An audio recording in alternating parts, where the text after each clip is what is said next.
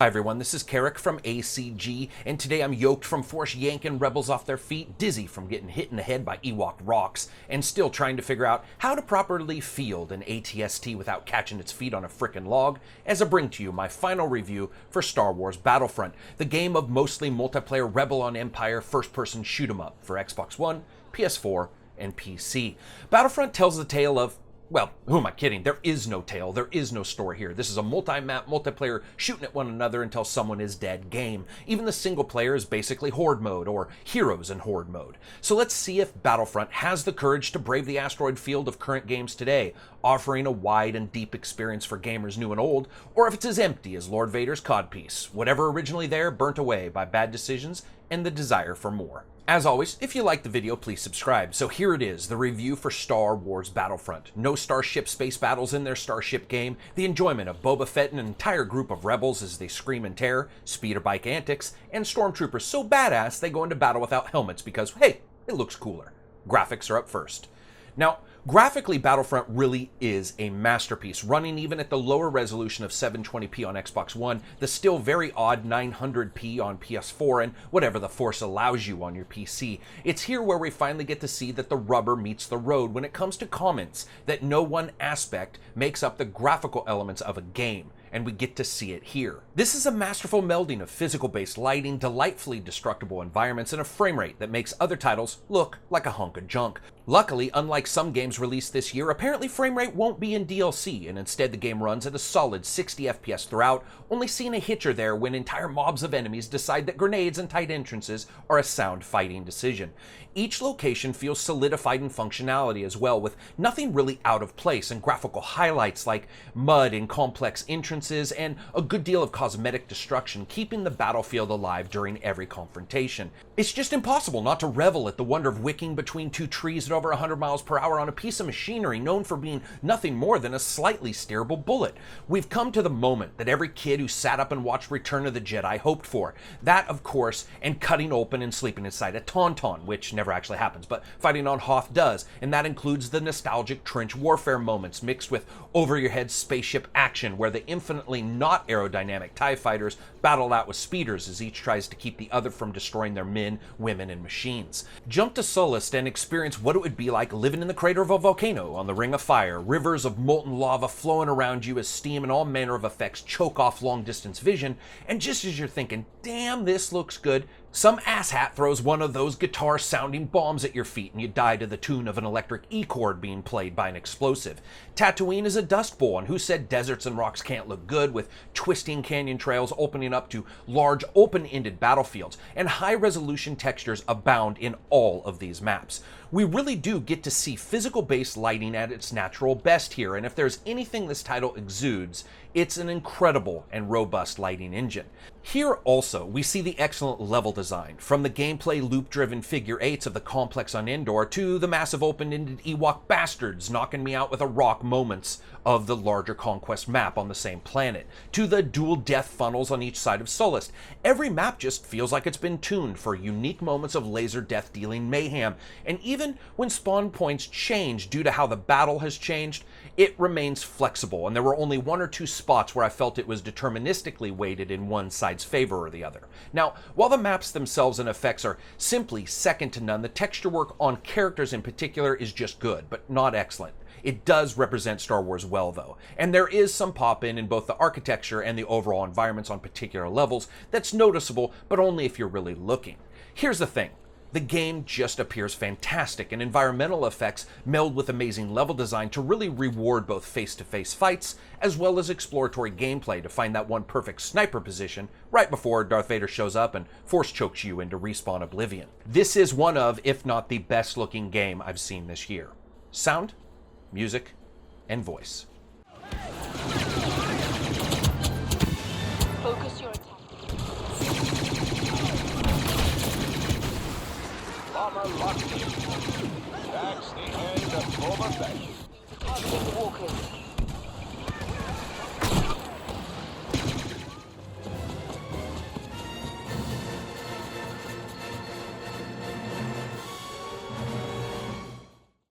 As always, sound is up first in this trilogy, and you can really tell that the same effects from the movies are used. Criminally high bitrate effects, sounds, and laser fire envelop you all around, and the use of surround sound environments and effects, as well as echo, reverb, material sound reflection, and that moment you hear Vader unleash a lightsaber behind you, are all used in force. It's excellent. Easily the best sound design in a game this year, in my opinion. Music. Now, since John Williams is Star Wars and Star Wars is John Williams, expecting dubstep would be a little strange, though here we also get the talented Gordy Habb, who's worked on past Star Wars games as well. Unsurprisingly, we get the themes we expect, with dynamic hooks allowing for them to fade in and out during particularly hot and heavy gameplay moments, always reflective of a particular narrative. Woodwinds and string instruments in concert that we expect. But if you're not a fan of Star Wars music, nothing here will suddenly make you go, man, I really wish I had an oboe. It's awesome, it's fitting, but it's ultimately expected. Voice. Now, I'm not gonna lie, most of the voices fall far short, though I'm okay with Han Solo's, but when you get the actor who played Starkiller in the Force Unleashed games pretending to be the Emperor, though he's done so in other titles, you know shit's gone downhill somewhere. It's like someone decided that the millions of dollars that they needed to make sure that a huckleberry bush on Endor looks just right isn't worth spending on voices, because if Star Wars is known for anything, it's not an absolutely massive number of one-liners delivered by the actors across 6 movies and that one special where Princess Leia sang while high on cocaine and too many Weight Watchers shakes. And though they all do a passable job when playing modes like heroes, it can be hilariously off-putting at first. Now, after a bit you get used to it and it falls into the passable but slightly disappointing because of reasons category. And that of course brings us to gameplay. This is Battlefront, or Star Wars Battlefield, so expecting something completely different is going to be a delightfully depressing situation. The title plays out on 4 planets with a total of 10 plus maps in both first and third person views, depending on your preference for death.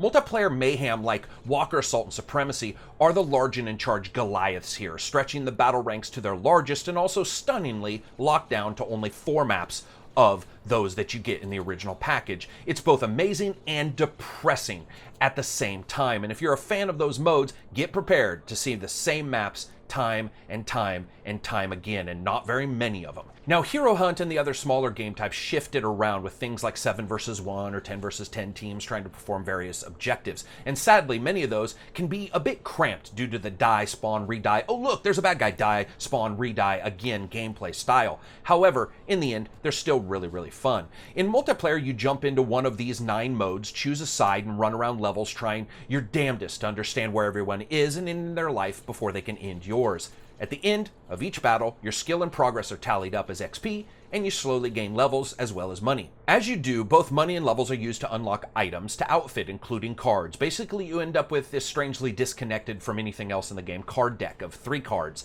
There are special items like thermal detonators or hard shooting but barely any ammo, special weapons that you can outfit on the field and are usually time or cooldown based. The game has around 13 star cards and I think 6 charge star cards that you can fit there. And all told, you have a bit over 100 customization options with the weapons and the equipment, which can include running around as a stormtrooper without a helmet, because protecting your brain's soft gooey insides from being blown into a smoldering melon mess doesn't seem to make sense at higher levels like it does at lower ones.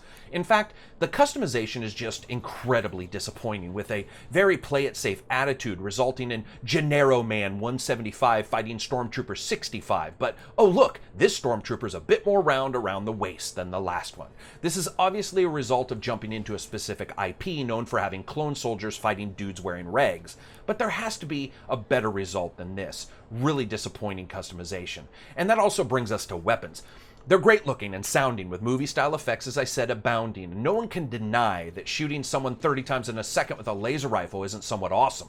But the lack of real recoil, even in the projectile weapons, and the complete dearth of a wide spread of types, means upgrading feels like going to a new version of Windows. It may be faster and more powerful, but then again, it may not. You just aren't always sure, despite the statistics saying so.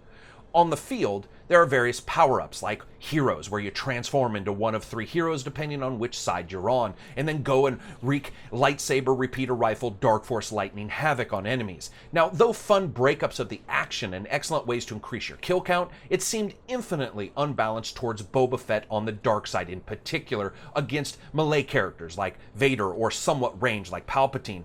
Though they do excellent, but someone who knows how to use Boba Fett and his jump pack of extraordinary fuel capacityness can rule the battlefield like clone angels of death. Since they take much more damage to destroy compared to normal characters, many times these moments turned into everyone sprinting away from the hero or villain, leaving them free to just absolutely wreak havoc. This will calm down, I'm sure, as people continue to learn good defenses, but currently if you see Boba Fett, well, it's most likely the last thing you're going to see. Run away like he's made of fire, because frankly, he sort of is. And of course, we also have single player. It's a blast for a time, but isn't very robust, outfitting gamers with various horde modes and backed by bots battle scenes with an assortment of limited split screen and co-op options. You can easily jump in, choose a difficulty, and go to work. Sadly, the first time you do so, you're going to notice that nothing you do in single player matters at all in multiplayer. So unless you just enjoy playing with yourself, which isn't something to be ashamed of, or want to get the feel of things first, single player does not improve progression. I would have loved to have seen some system in place for this, as it feels even more tacked on than they originally made it sound.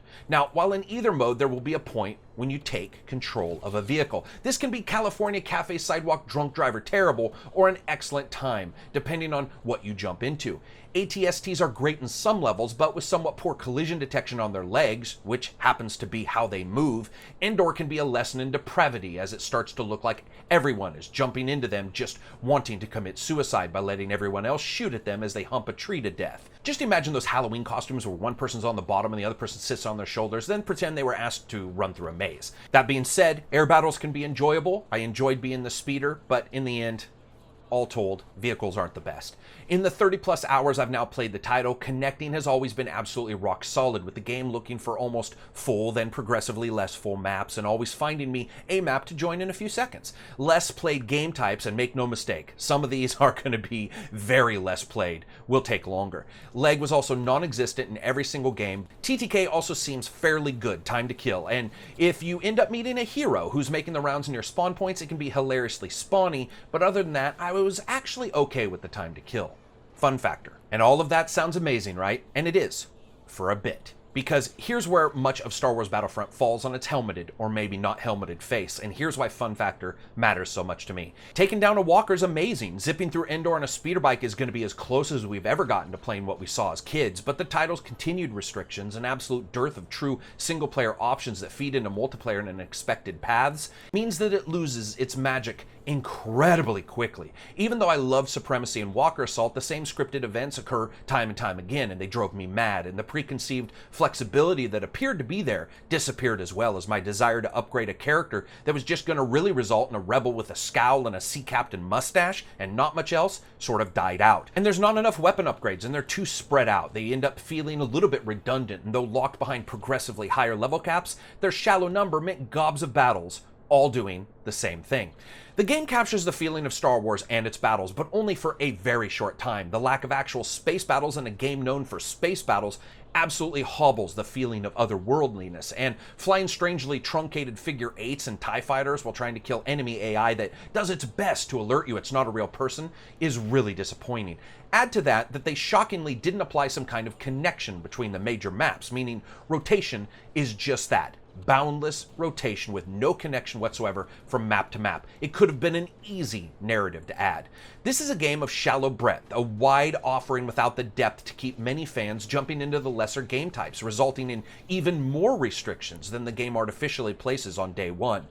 There's a chance they might fix it, but that's why maybe rhymes with baby, because taking a chance can screw you over for life. In many ways, this is the opposite situation as I personally found in Fallout 4. There, technical prowess was lost, but the world interested me and offered a deep, enriching location to explore. Here, the game's technical prowess shines, and yet gives so little reason to return time and time again that the magic is absolutely short-lived. I lost interest at least 3 times in my block of time with the title, returning time and again to see if it had come back, if it was just some small hurdle I needed to get over. Riding a speeder bike through an enemy will always be somewhat enjoyable, but in the end it's like a drug high. You quickly require more and more to get the same enjoyment, and yet here, the game's the dealer and just flatly stops offering you anything more. So I rate games on a buy, wait for sale, rent, or never touch it rating scale, and it's best to remember this is rated on the offering as it is now, not promises of cooler stuff at some later time. This is solidly a wait for sale. For many gamers, a new Star Wars game is going to cause them to get into it anyway, but to me the Star Wars universe universe is almost criminally wasted in this game, with artificial restrictions everywhere, lack of deep customization, and flight controls on some vehicles via the Helen Keller school of guessing shit. I just can't say with all honesty that a purchase is worth it. Rarely have I seen a game so solid in its presentation and so magical in its look lose that magic so damned quickly. So anyway, that's it for me. I hope you guys liked the review. If you did, hit like. If you didn't, hit dislike. As always, tweet, tell people about it if you enjoyed it. Peace out.